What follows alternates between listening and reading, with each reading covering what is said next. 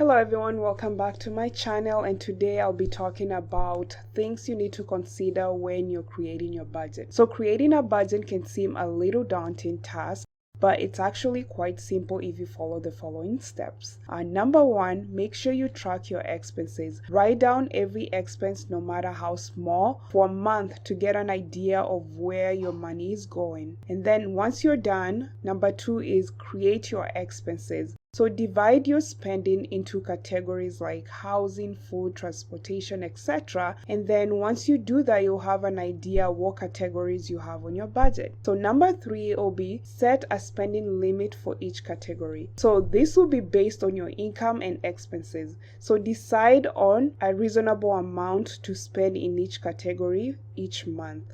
And then number four, it will be to prioritize your expenses.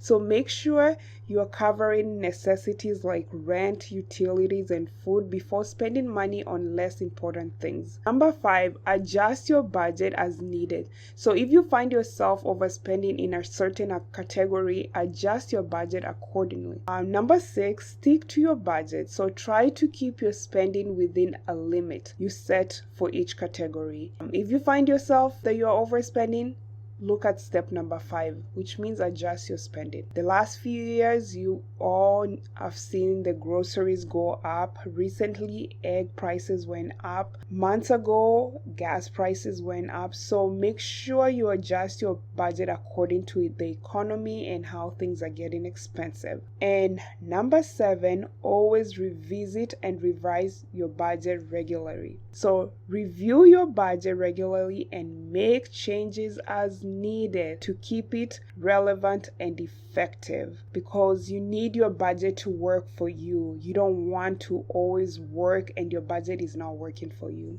Anyways, as usual, remember a budget is a tool to help you reach your financial goals. So be flexible and adjust it as needed to suit your needs and circumstances. So thank you for watching this video and see you next time.